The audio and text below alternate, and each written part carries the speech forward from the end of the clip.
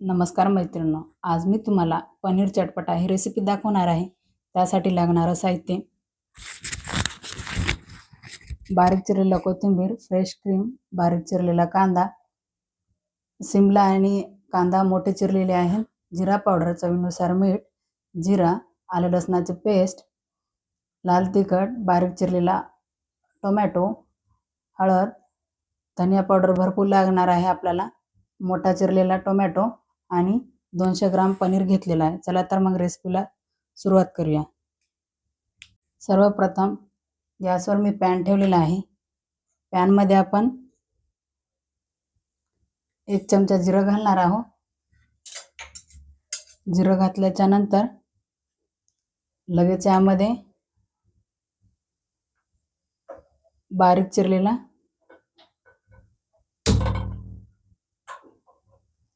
बारीक चिरलेला कांदा घालायचा आहे। कांदा छान परतला की आपण यामध्ये आलं लसणाची पेस्ट घालणार आहोत।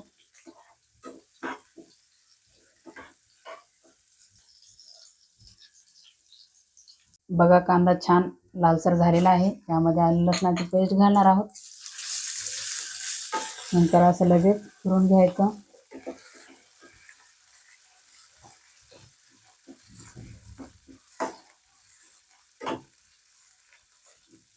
बघा, यानंतर मोठा शिमला मिरची आणि कांदा घालायचा आहे।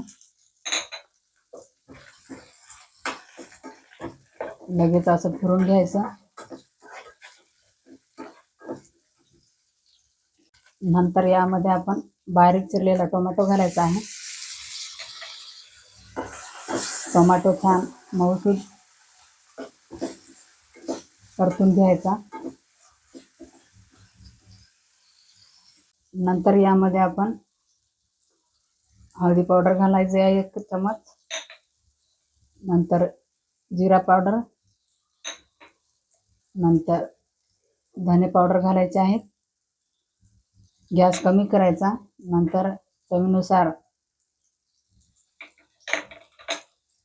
चवीनुसार मीठ घालायचं आहे। नंतर लाल तिखट घालणार आहोत आपण। लाल तिखट तुम्ही कमी जास्त करू शकता। आता हे मसाले छान आपण असे पाणी टाकून 2 मिनिट शिजवून घेणार आहोत।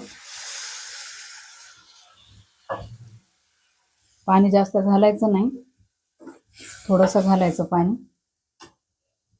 आता 2 मिनिट शिजवून घेऊया आपण हे। बघा, 2 मिनिट झालेले आहे। थोडंसं आपण हे मसाले शिजवून घेतलेले आहे। यानंतर आपण मोठा टोमॅटो टाकणार आहोत यामध्ये। लगेच असं परत फिरून घ्यायचं। टोमॅटोला पण 1 मिनिट असं परतून घेणार आहोत आपण।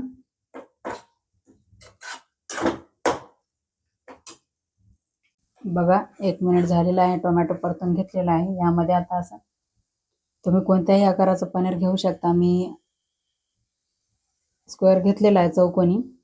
हे घालायचं आहे पनीर यामध्ये। पनीर घातल्याच्या नंतर लगेच असं हलक्या हातानं फिरवून घ्यायचं।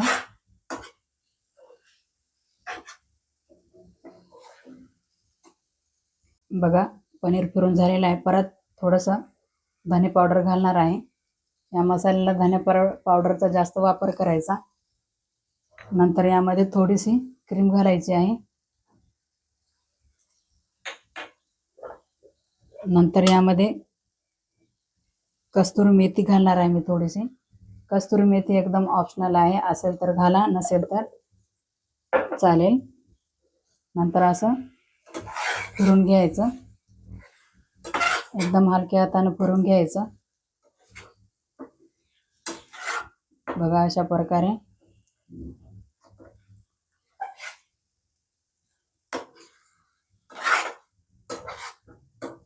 आणि अगदी कमी प्रमाणात पाणी घालायचं। पाणी जास्त नाही घालायचं। भरपूर असा कोथिंबीर घालायचा आणि परत 2 ते 3 मिनिट याला आपण शिजवून घेणार आहोत। बघा, अशा प्रकारे पनीर चटपटा तयार झालेला आहे. आता मी एका प्लेटमध्ये याची गार्निश करून तुम्हाला दाखवते. बघा अशा प्रकारे पनीर चटपटा तयार झालेला आहे. गार्निशसाठी मी किसलेले पनीर, कोथिंबीर आणि क्रीम वापरलेली आहे. तुम्ही हा पनीर चटपटा कुलच्यासोबत, साध्या रोटीसोबत, चपातीसोबत किंवा मसाला कुलच्यासोबत कशासोबत पण खाऊ शकता. खूप छान झालेला आहे, खूप छान लागते. माझा व्हिडिओ आवडल्यास लाईक करा, शेअर करा, छोट्या चॅनलला सपोर्ट करा. धन्यवाद.